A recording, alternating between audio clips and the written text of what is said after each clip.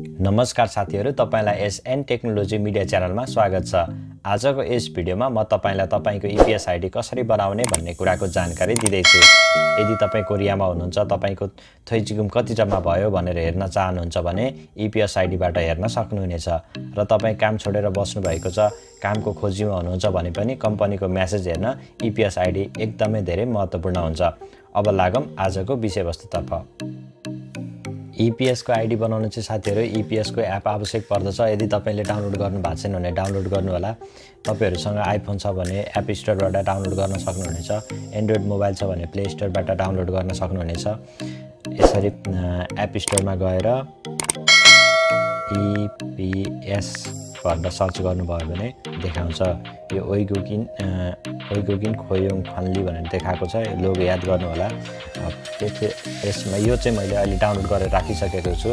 अहिले डाउनलोड गर्दा ढिला हुन्छ भनेर मैले डाउनलोड गरेर अलरेडी डाउनलोड गरेर राखेको छु। तपाईले यहाँबाट डाउनलोडमा क्लिक गरेर डाउनलोड गर्न सक्नुहुनेछ। यहाँ चाहिँ म ओपन गर्दैछु। डाउनलोड भइसकेको छ, ओपन भयो।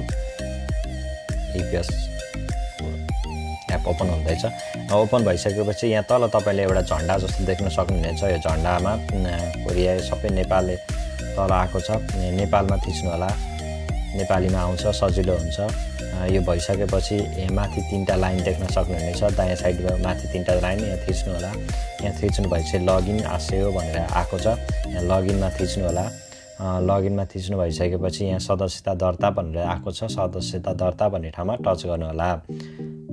यो भइसक्यो। त्यसपछि यहाँ विदेशी मजदुर भनेर आएको छ। विदेशी मजदुरमा थिच्नु होला। त्यसपछि यो नियमले स्वीकृति भनेको छ। यहाँ सबैमा स्वीकृत जनाउनु पर्ने हुन्छ। यो म माथि उल्लेखित सबैमा सहमत छु भन्नु होला। भनेको यो माथि पढ्नु होला। नभए यहाँ सिधै गर्नु भए नै हुन्छ। माथिकोमा सबै सहमत छु भनेर टिक लाउनु होला। त्यसपछि यहाँ तल आएर म सहमत छु भनेर लेखेर आएको छ। यहाँ थिच्नु होला। यति भइसकेपछि लगइन आईडी भनेको छ। यो माथि लगइन आईडी भनेर आएको छ कोरियनमा। यहाँनिर आईडी हाल्नुपर्ने हुन्छ। तपाईको आईडी के राख्ने त्यो हाल्नु होला। जस्तै म चाहिँ मेरो आईडी हाल्दैछु। मेरो नाम तपाई आईडी जे राख्नु भए पनि हुन्छ।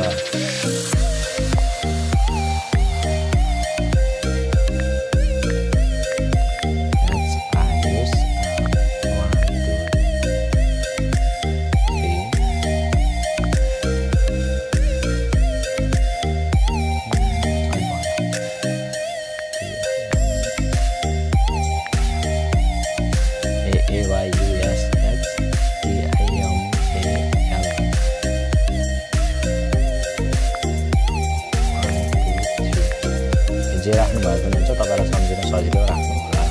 अब फिल गर्नु भनेको छ पासपोर्ट चाहिँ @h मिलाएर राख्नु होला।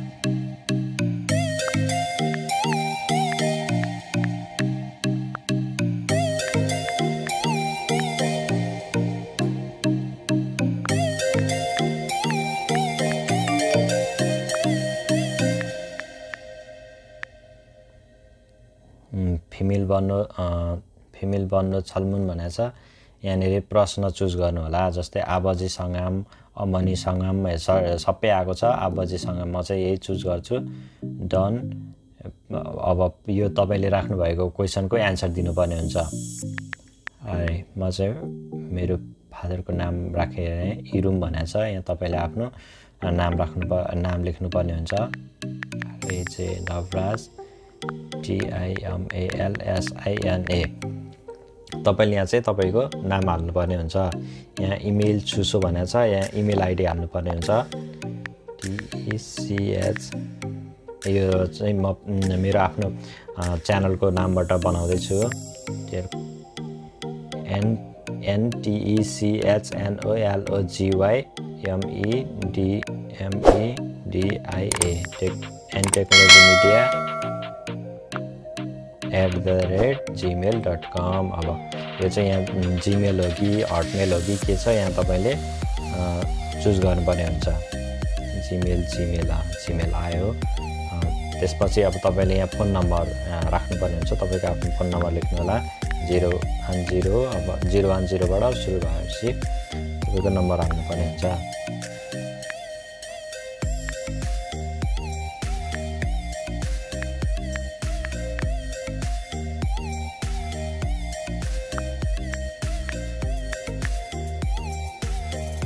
भयो। यति सबै तपाईको पुरा भइसकेपछि खाइ भागी भनेर तल आएको छ, यहाँ थिच्नु होला। ओके तपाईको भयो, बनिसक्यो। लगइन हागी भनेको छ EPS मोबाइल मेइन्दुइदोङ भनेर आएको छ। यो लगइन हागीमा थिच्नु होला। लगइन हागी भइसकेपछि यहाँ आइडी अघि बनाउनु भएको आइडी हान्नु पर्ने हुन्छ।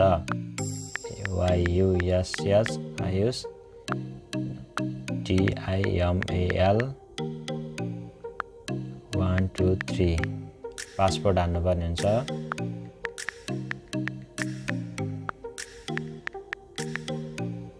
भयो।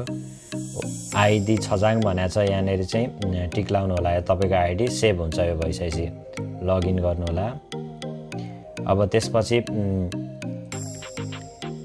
सिनुचुङ इन्चुङ हागी भनेर आएको छ। यहाँनिर हरियोमा यहाँ थिच्नु होला। त्यसपछि यहाँ तपाईँ फर्स्टमा देख्नुहुन्छ ओइगुगिन थुङलोक बन्नु भनेको छ। यहाँ चाहिँ तपाईँले तपाईँको आइडी कार्ड नम्बर हान्नुपर्ने हुन्छ। आइडी कार्डमा यहाँ कमा ड्यास यो चाहिँ सबै हटाएर हान्नु होला। यो आइडी कमा ड्यास राखेको हुन्छ बिचमा, त्यो चाहिँ नहानिकन सबै नम्बर मात्रै हान्नु होला। म मेरो ID card number हान्दैछु।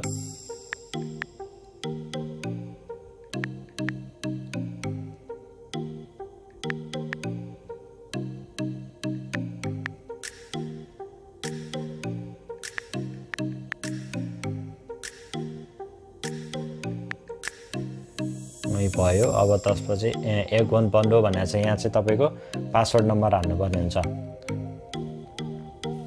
Password number यहाँ चाहिँ पासवर्ड नम्बर हान्नु होला। म चाहिँ मेरो पासवर्ड नम्बर हान्दैछु।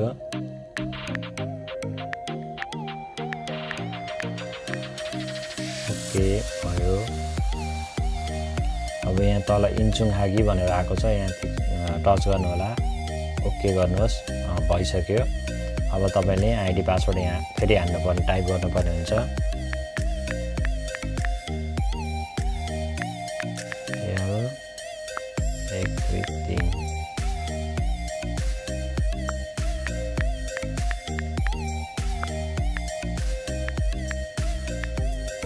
आइडी छजाङमा टच गर्नु होला।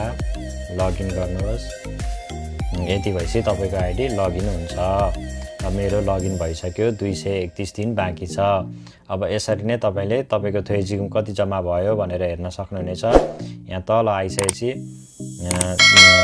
चुलबुक मान्गी फर्म भनेर एसाङ भनेर आएको छ। यहाँ मेरो 20,37,336 वोन देखाएको छ। यो चाहिँ मेरो थ्वेजिगम अहिले जम्मा भएको थ्वेजिगम हो। अब यसरी नै यहाँबाट थ्वेजिगम पनि हेर्न सक्नुहुनेछ। यहाँ 3टा लाइन देख्न सक्नुहुनेछ। यहाँ थिच्नु भयो भने यहाँबाट तपाईले छुयुक ख्युयुक इनलक भनेर लेखेको छ। यहाँनिरबाट चाहिँ छुयुक ख्युयुक को तालिमको यो मिति हेर्न सक्नुहुनेछ। त्यसपछि तपाईले यहाँ थिचेर कामको खोज गर्दाखेरि चाहिँ खाइपक्नु है त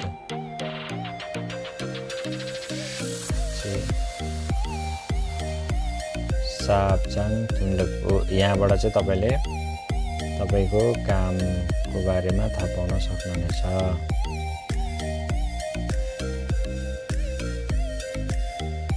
यहाँ चाहिँ यो थ्वेजिगम मोएखेसाङ भनेर छ। यहाँबाट चाहिँ थ्वेजिगम हेर्न सक्नुहुन्छ भनेदेखि तपाईले यो आल्सान सापजाङ इनलक भनेको छ। यहाँबाट चाहिँ तपाईले यदि तपाईको काम छोडेर बस्नु भएको छ, तपाईको म्यासेज हेर्दै हुनुहुन्छ भने तपाईँ यहाँबाट चाहिँ म्यासेज हेर्न सक्नुहुनेछ। यसरी नै तपाईले तपाईको EPS आइडी बनाउन सक्नुहुनेछ। र अहिलेसम्म पनि तपाईले मेरो च्यानललाई चाहिँ सब्स्क्राइब गर्नु भएको छैन भने सब्स्क्राइब गर्नु होला। यस्तै भिडियोहरू लिएर आउने छु। आजको लागि यति नै। हस्त। धन्यवाद।